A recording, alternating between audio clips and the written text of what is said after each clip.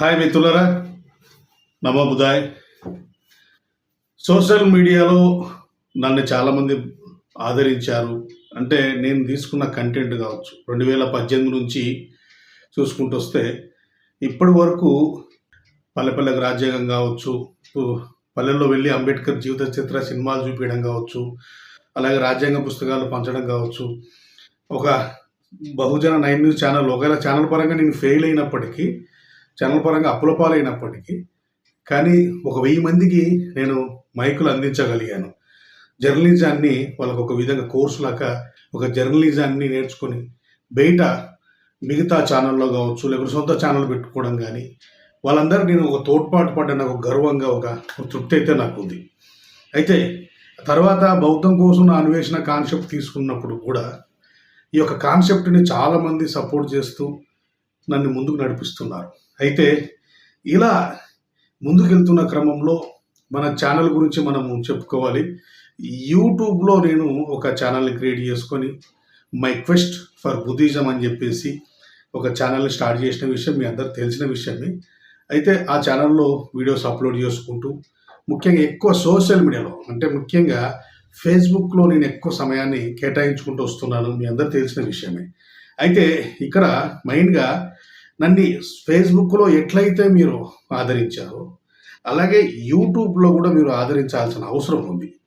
ఎందుకంటే ఈ విషయం కూడా మీకు చెప్పాలి.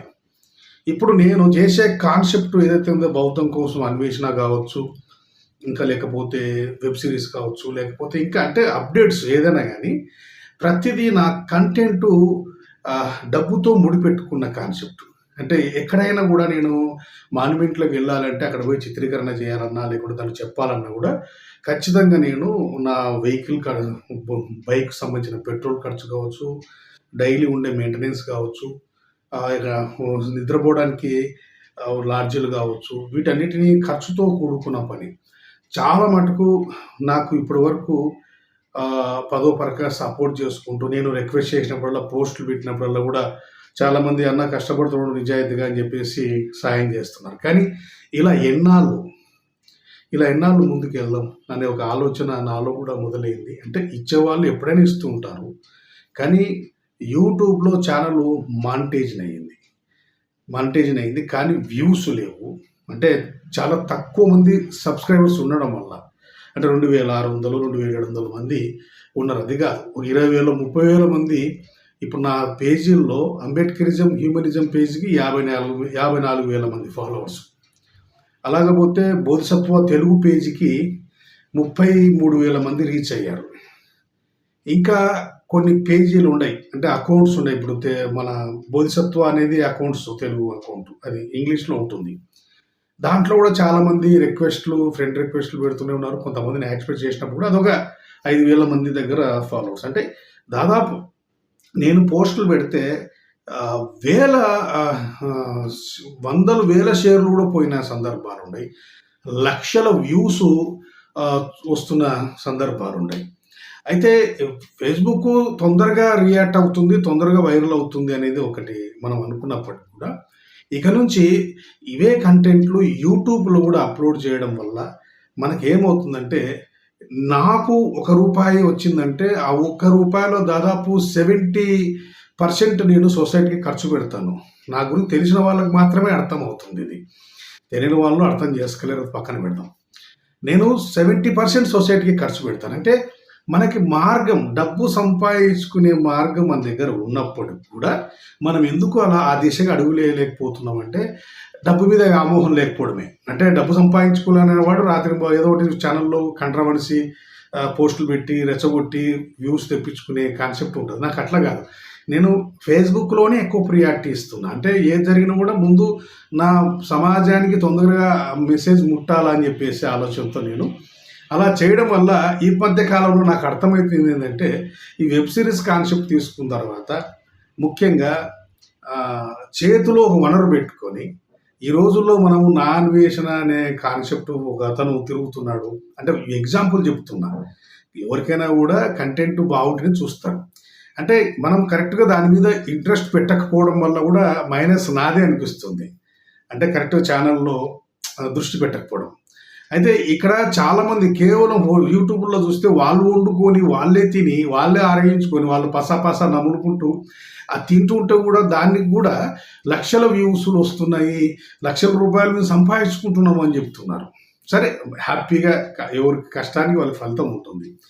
మనము సొసైటీ కోసం కష్టపడుతున్న క్రమంలో ఈ సొసైటీకి మనం ఫ్రీ సర్వీస్ చేస్తున్నప్పటికి కూడా ఇతరుల మీద డిపెండ్ అయిపోతున్నాం. అది తప్పదు. అంటే నచ్చిన వాళ్ళు చేస్తూ ఉంటారు, కానీ ఒక మార్గం చేతిలో పెట్టుకొని, ఒక ఆయుధం చేతిలో పెట్టుకొని దాన్ని వాడకుండా మనము ఇలా ముందుకెళ్తే ఎంతవరకు సాధ్యమవుతాం. కాబట్టి మిత్రులరా, ఇదంతా రెస్పాన్సిబిలిటీగా మీరందరూ నన్ను ఫేస్బుక్లో ఎట్లయితే మీరు ఆదరించారో నేను కింద లింక్ ఇస్తాను.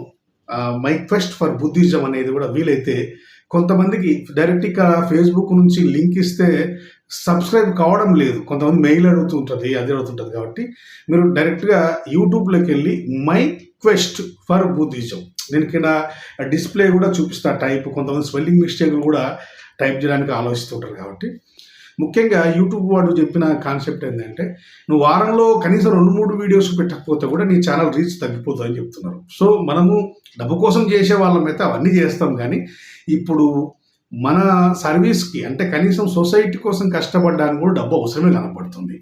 అడిగిన వాళ్ళు చేసేవాళ్ళు 100 మందికి అడిగితే 5 మంది 6 మంది డబ్బులు ఇస్తున్నారు. అది మనకు కొంచెం ఇది కూడా దాంతోపాటు ఇది కూడా చేస్తే 2 కలిసి వస్తాయని చెప్తున్న మిత్రులారా. కాబట్టి ఇక నుంచి మనము సోషల్ మీడియాలో బత్తాయి రసం పిండడమే కాదు, యూట్యూబ్లో కూడా పిండుదాం, రసం పిండుదాము. ఆ సబ్జెక్టుని, వాస్తవాలను బయటికి తీసుకొద్దాం, బయటకి చరిత్రని బయట పెడదాం మిత్రులారా. కాబట్టి కంపల్సరిగా నన్ను ఆ సోషల్ మీడియాలో చాలా ఆదరించారు. నిజం చెప్పాలంటే నా ఎఫెక్టు దేశవ్యాప్తంగా నేను చెప్తే గొప్ప అవుతుంది.